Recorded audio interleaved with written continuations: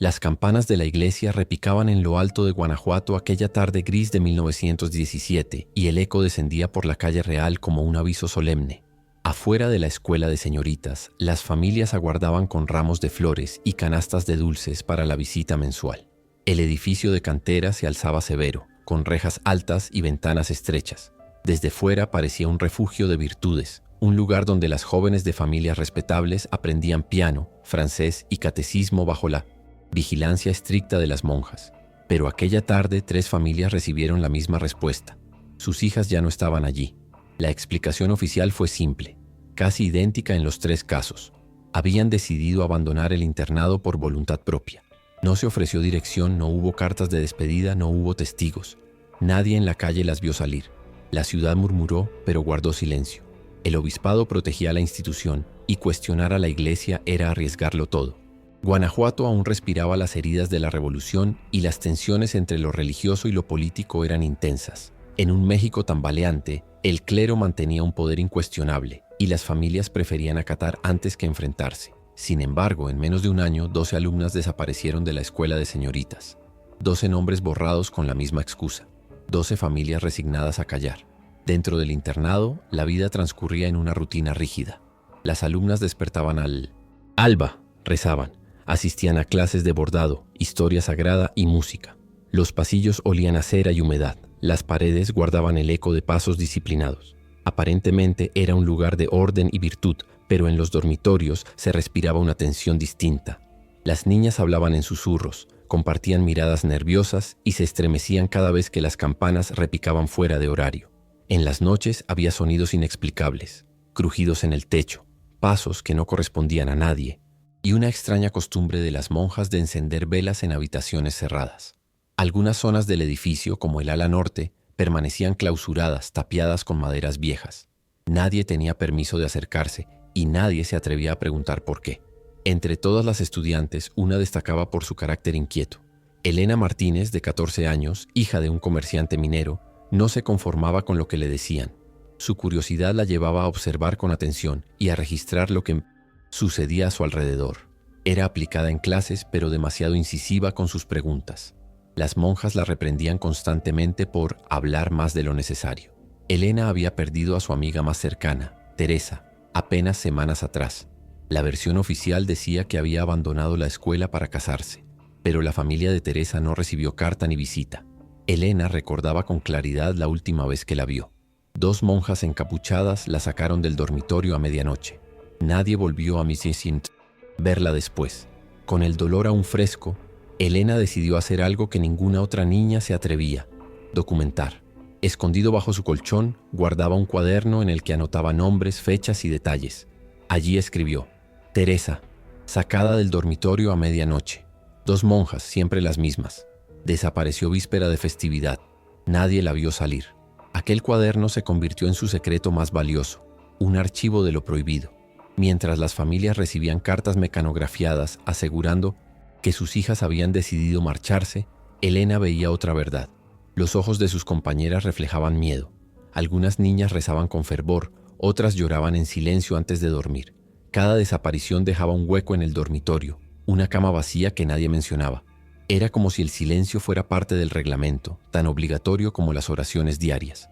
Una noche, Elena escuchó un ruido extraño. Se levantó sigilosamente y se asomó por la ventana. En el patio trasero, la luz de la luna iluminaba una figura encapuchada que cargaba un bulto envuelto en tela blanca. Caminaba con lentitud hacia la parte baja del edificio, donde olía a cal y humedad. Elena se apartó temblando, consciente de que había presenciado algo que confirmaba sus peores sospechas. El miedo convivía con la certeza. Algo se ocultaba en la escuela de señoritas, algo que no podía explicarse con palabras de obediencia o cartas mecanografiadas. Y aunque sabía que arriesgaba su vida, Elena estaba decidida a descubrir qué había detrás de aquellas paredes tapiadas. Antes de revelarte qué pruebas escalofriantes encontró Elena en los pasillos prohibidos y cómo comenzó a destapar un secreto que involucraba a las propias autoridades religiosas de Guanajuato, suscríbete al canal, activa la campanita y comenta desde qué país o ciudad nos acompañas. Tu participación mantiene viva esta investigación y nos ayuda a seguir contando lo que otros prefieren callar. El verano se instaló en Guanajuato con lluvias constantes que arrastraban el polvo por las calles empedradas. Dentro de la escuela, las paredes rezumaban humedad y los pasillos olían a incienso rancio. Las alumnas caminaban en silencio, con el miedo tatuado en los ojos. Cada una sabía que podía ser la siguiente. Elena, en cambio, no se conformaba con esperar. Cada día se levantaba con la decisión de mirar, escuchar, anotar. Su cuaderno secreto se había convertido en una carga, pero también en su única arma. Una mañana, mientras limpiaba la sacristía, encontró algo que la hizo temblar. En el cesto de basura, entre papeles mojados, había un pedazo de uniforme escolar. Reconoció de inmediato el bordado en el bolsillo. Pertenecía a Teresa. La tela estaba manchada con un líquido oscuro, reseco, de un tono que no dejaba dudas. Lo escondió bajo su falda y lo anotó en su cuaderno. Uniforme de Teresa. Sangre. Prueba 1. Su corazón golpeaba con fuerza, pero también sintió por primera vez que no estaba loca. Había pruebas. Días después, el hambre la llevó a bajar a escondidas a la cocina. Con la vela en la mano, tropezó con un baúl olvidado en la bodega. Forzó la cerradura con una cuchara y al abrirlo quedó paralizada. Dentro había decenas de zapatos. Eran pequeños, gastados, bordados con iniciales. TM, AR, CB. Todos correspondían a las alumnas desaparecidas. Estaban alineados como si fueran trofeos o recordatorios. Elena cerró el baúl de golpe y sintió que el aire le faltaba. Lo anotó esa misma noche. Zapatos. Todas. Las desaparecidas. Prueba 2. La tormenta de septiembre abrió una rendija en el ala norte. Las tablas, mojadas y carcomidas, se desprendieron y Elena aprovechó el momento. Entró con un candil y descubrió un cuarto oculto.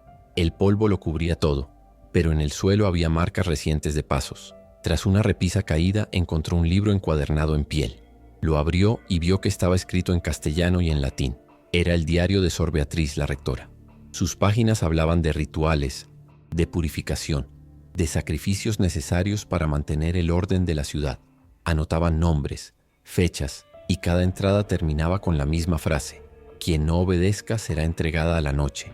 Entre esas páginas estaba el nombre de Teresa, con la fecha de su desaparición marcada como vigilia cumplida. Elena sintió que la sangre se le congelaba. Guardó el diario bajo su ropa y lo llevó al dormitorio. Esa noche escribió: ya no son rumores, es un sacrificio. Prueba 3. El horror no se detuvo allí. En octubre, otra compañera, Clara, desapareció. Su madre acudió desesperada a la escuela. Sor Beatriz la recibió con serenidad y le entregó una carta mecanografiada. Clara había decidido marcharse, pero unos días después, mientras Elena limpiaba el despacho de la rectora, encontró en el cajón inferior otra versión de la carta, esta vez escrita a mano con tachaduras. En un párrafo eliminado se leía: el traslado se realizó durante la vigilia. Las autoridades consintieron. Esa frase revelaba lo impensable. El obispado estaba al tanto y lo permitía. Elena sintió que el aire se volvía irrespirable. Guardó la carta en su cuaderno y comenzó a desconfiar de todos. El peso del secreto la consumía, pero no podía detenerse. Cuanto más descubría, más comprendía que estaba en medio de algo enorme, una red de silencio que involucraba religión y poder. Las noches se volvieron insoportables. Algunas veces, al bajar al patio, el aire estaba cargado con el olor a cal viva. Las paredes del sótano mostraban sellados recientes, como si hubieran sido rellenadas a toda prisa. Una de sus compañeras juró haber visto a 2 monjas cargando cántaros hacia el subsuelo. En su cuaderno, Elena escribió: no tapan muros, tapan cuerpos. Prueba 4. La tensión llegó al límite cuando una madrugada despertó y descubrió que su cuaderno había desaparecido de su escondite. Revisó bajo el colchón, en el cajón, detrás de la madera suelta de la pared. Nada. El miedo la envolvió de golpe. Alguien sabía lo que estaba haciendo. Esa noche no durmió. Se quedó sentada en su cama con los ojos clavados en la puerta, esperando que se abriera en cualquier momento. Sabía que había cruzado un límite del que ya no había regreso. Lo que Elena vio en la madrugada del 12 de diciembre de 1917 cambiaría para siempre la historia de la escuela de señoritas. Antes de revelarte el clímax de esta oscura trama y los hallazgos posteriores que estremecieron a Guanajuato, suscríbete al canal, activa la campanita y comenta. ¿Qué crees que se escondía bajo los muros tapiados? ¿Rituales, crímenes, complicidad del clero? Tu opinión es clave para mantener vivo este relato. La madrugada del 12 de diciembre de 1917, las campanas de Guanajuato repicaban a lo lejos celebrando la Virgen de Guadalupe. Dentro de la escuela de señoritas, en cambio, el aire era espeso, cargado de humedad y cera derretida. Elena dormía a medias cuando sintió un tirón brusco en el brazo. 2 monjas encapuchadas la levantaron de la cama, sin decir palabra. Intentó gritar, pero una mano áspera le cubrió la boca. Sabía en el fondo de su alma que ese era el momento que había temido durante meses. No era un castigo, era el destino marcado en el diario de Sor Beatriz. La arrastraron por pasillos silenciosos hasta el ala norte, aquella parte tapiada que siempre había estado prohibida. La puerta de madera se abrió con un chirrido y el olor a cal viva la golpeó de lleno. Al entrar, lo primero que vio fue un altar improvisado, cubierto, con telas rojas y símbolos tallados en el suelo. Las paredes estaban manchadas de hollín y en el piso nombres escritos con tiza, los de las alumnas desaparecidas. Bajo algunas losas, montículos extraños delataban lo que parecía estar enterrado allí. 5 monjas rodeaban el altar, con velas encendidas y cánticos en un latín deformado. El sonido era grave, repetitivo, como un rezo invertido. Elena reconoció algunas palabras que había leído en el diario: purificación, vigilia, ofrenda. Una de ellas con voz firme pronunció su nombre: Elena Martínez. Dijo que aquella noche se completaría la docena.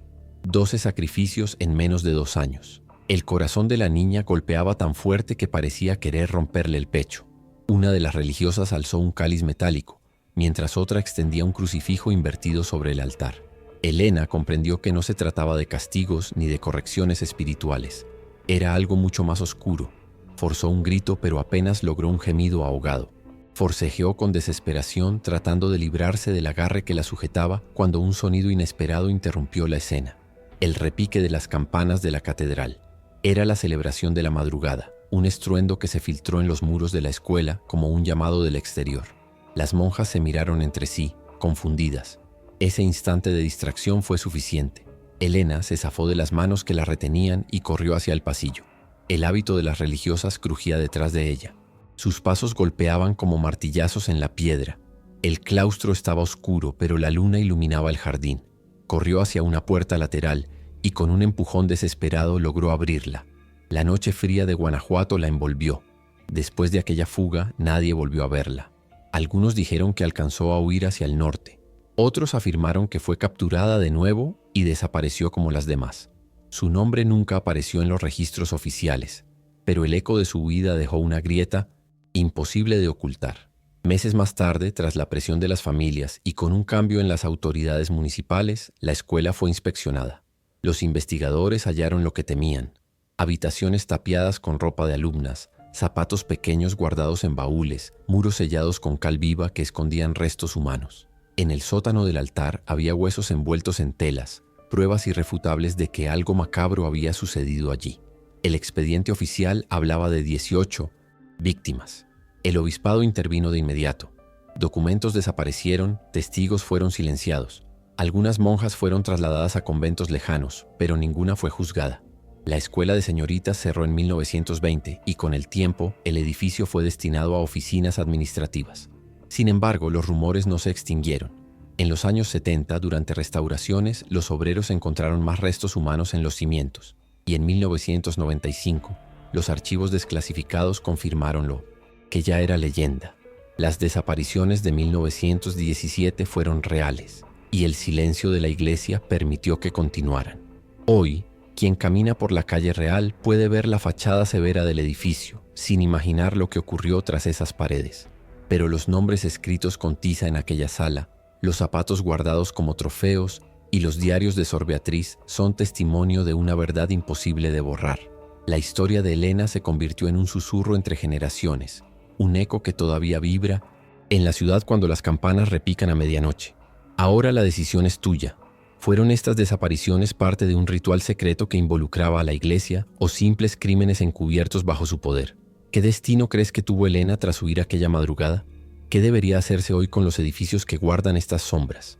Deja tu opinión en los comentarios, suscríbete al canal, activa la campanita y comparte este video para que más personas conozcan la verdad oculta de la Escuela de Señoritas de Guanajuato.